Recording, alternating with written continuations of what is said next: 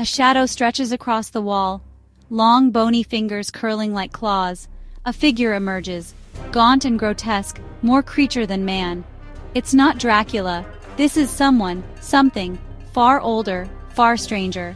Meet Count Orlok, the vampire who has haunted nightmares for over a century. But why is he so terrifying?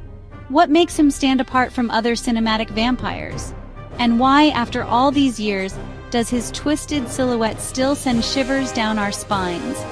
This is the story of Nosferatu and the monstrous legacy of Count Orlok. It was exactly 100 years ago, in March 1922, that Berlin's elite gathered for the premiere of F.W. Murnau's Nosferatu, a symphony of horror. What they witnessed was unlike anything seen before on screen. As the film unfolded, audiences saw something truly horrifying. Count Orlok, rising stiffly from his coffin, his skeletal form casting long, distorted shadows across the walls. This wasn't the suave, aristocratic vampire from Bram Stoker's Dracula. No, this was something far more monstrous, a creature of pure nightmare fuel. What many viewers didn't know was that Nosferatu was an unauthorized adaptation of Dracula. To avoid legal trouble, the filmmakers changed the vampire's name from Dracula to Orlok. But despite the name change, the essence of the vampire remained, a parasitic predator, bringing death and decay wherever he went. But Orlok was more than just a stand-in for Dracula. He was something altogether different and far more grotesque. His appearance alone is enough to make your skin crawl. Count Orlok's appearance is what makes him truly unforgettable. His domed, bald head, pointed ears, hunched shoulders, and skeletal frame make him instantly recognizable, even in silhouette. But it's his face that leaves a lasting impression. More animal than human, Orlok's gaunt features include sunken eyes, a beak-like nose, and two prominent incisors, more like a rat's teeth than the fangs of later vampires. His chalk-white skin and eerie stillness create an unsettling presence that lingers in the mind long after the credits roll. This unsettling look was no accident. Much of the credit for Orlok's terrifying design goes to Albin Grau, the producer of Nosferatu. A student of the occult, Grau claimed he had heard stories of real vampires during World War I. One such tale came from a Serbian peasant, who swore he had encountered the undead in Romania. Grau took inspiration from these folk tales and from Eastern European legends, where vampires weren't charming aristocrats. They were vermin-like creatures, spreading disease and death. Orlok, with his rat-like features, embodied this folkloric tradition. But Grau's vision alone wouldn't have been enough. It was Max Schreck, the actor who portrayed Orlok, who brought the character to life with an uncanny performance. Schreck's slow, stiff movements and eerie stillness made Orlok feel otherworldly. In a time before CGI, every movement had to be precise. His haunting gaze, the way he tilted his head, and the deliberate, almost mechanical way he moved, all of it contributed to the sense that Orlok wasn't just a man in makeup. He was something else entirely. In fact, Schreck's performance was so convincing that rumors began to swirl. Was he really a vampire? This legend became the basis for the 2000 film Shadow of the Vampire, where Willem Dafoe played Schreck as an actual vampire masquerading as an actor.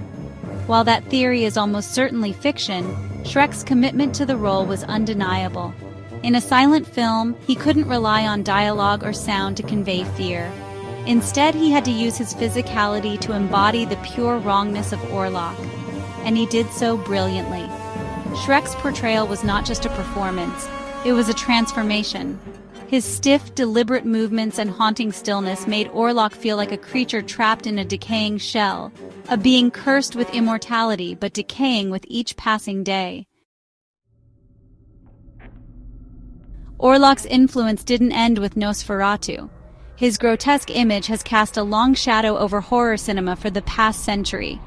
Consider the post-apocalyptic scavengers in I Am Legend, or the ravaging vampires in Guillermo del Toro's Blade 2 and TV series The Strain.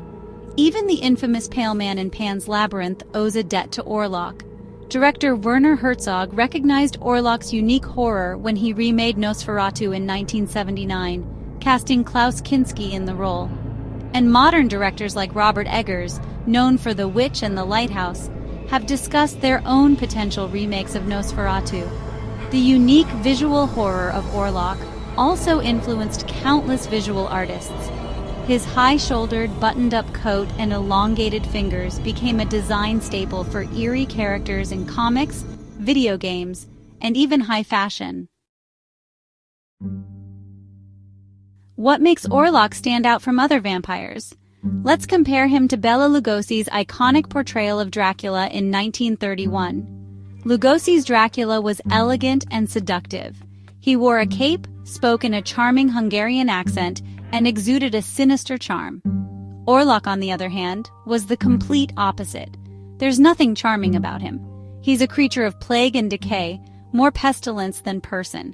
In Nosferatu, Orlok travels from Transylvania to Germany by ship, and he brings death with him. His coffin is filled with rats, which spread a deadly plague.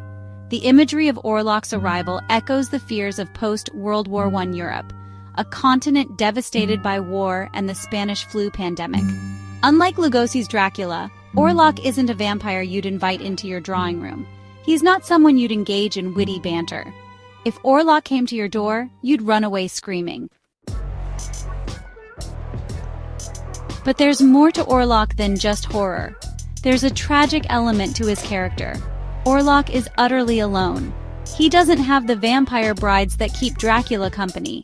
He doesn't have a castle filled with guests. He's isolated in his crumbling fortress, and even when he moves to Germany, he remains a solitary figure. In one memorable scene, he gazes out of a barred window, looking forlorn. It's a moment of unexpected vulnerability. For all his monstrous qualities, Orlok is trapped by his own existence. He's cursed to live forever, but in a state of decay and isolation. This duality, the horror of Orlok's appearance and the tragedy of his existence, makes him a deeply compelling character. He's more than just a monster. He's a symbol of death, disease, and the human fear of loneliness and decay. Orlok's loneliness is palpable. Even as he spreads death, there's a sense that he's mourning his own. He embodies the paradox of immortality, eternal life, but without joy or connection. Over the years, vampires have evolved in popular culture. They've become romanticized, even glamorized. Think of the brooding, attractive vampires in Twilight or the charismatic Lestat in Interview with the Vampire.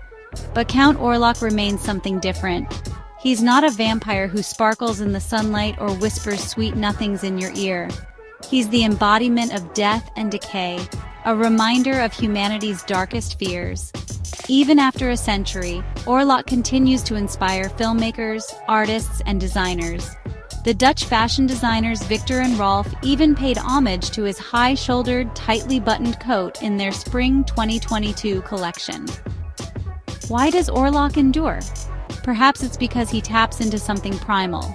The fear of death, the inevitability of decay, the horror of time passing, leaving us as mere shadows of what we once were. So, let's raise a glass of something red to Count Orlok on his 100th birthday. Yes, he's a revolting, blood-sucking, plague-carrying mass murderer. But he's also tragic. He's a reminder of our own mortality, of the loneliness that comes with immortality. As horror author Kim Newman once said, "Even among vampires, Orlok is the vampire no one wants to talk to." And maybe that's why we can't stop talking about him. Happy 100th, Count Orlok. Here's to another century of haunting our nightmares. Don't forget to like, comment, and subscribe for more chilling stories from the shadows. The monster you fear is closer than you think.